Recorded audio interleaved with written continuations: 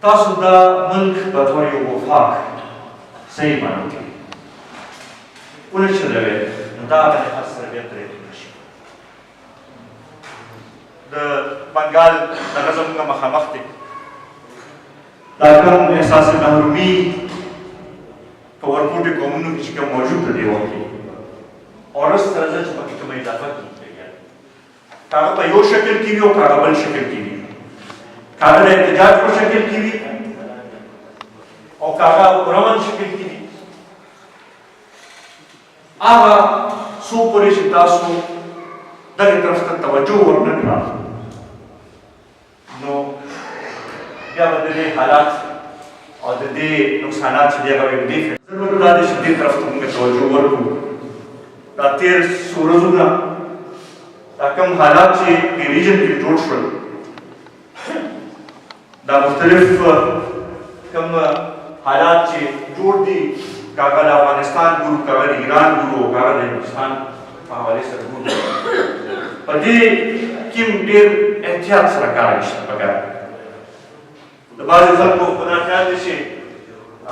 په دې وخت سره تیز بیانونه او تیز دغه به ورکړي او دا مسایل په هغه لحاظ سره دغه شي خو نه د هغې د اثرات به چې دی د هغې به ښه نه روځي او موجوده حکومت ته هم زموږ دا دغې چې په دې باندې یو واضح پالیسي چې ده هغه راتله پکار دي او په هغې کې پارلمان هم تاسو په اعتماد کې واخلئ او ټولو سیاسي پارټیان چې دي هغه په اعتماد کې واخلئ او بیا خصوصا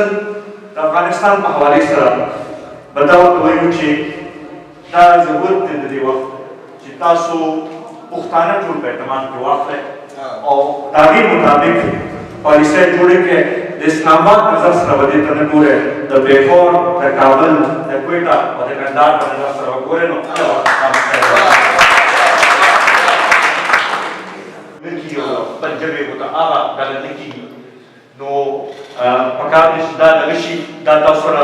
زموږ وعده ده چې کله مونږ ته موقع میلاو شوه به اوس پورې خو مونږ ته هغه شانتې منډېټ چې په نه یې میلاو شوي خو که چېرته مونږ ته موقع میلاو شوه نو دا به بلکل مونږ به عملي کوو او په دې باندې پوره خپل کردار به ادا کوو دې سره سره د خاص کر د شاعرانو د ادیبانو لپاره زموږ دا په پروګرام کې شامل دی اول ورځ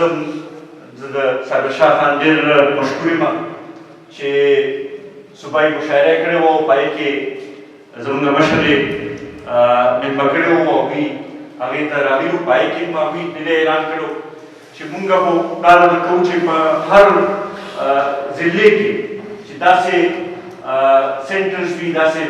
مرکزونه وي چې په هغې کې شاعران ادیبان راتلی شي لایبرریانې وي چې هغې کې هغوی خپل دغه هم کولی شي لیک لوست هم کولی شي کېناستلی هم شي دا زموږ پروګرام کې شامل دي او دې لپاره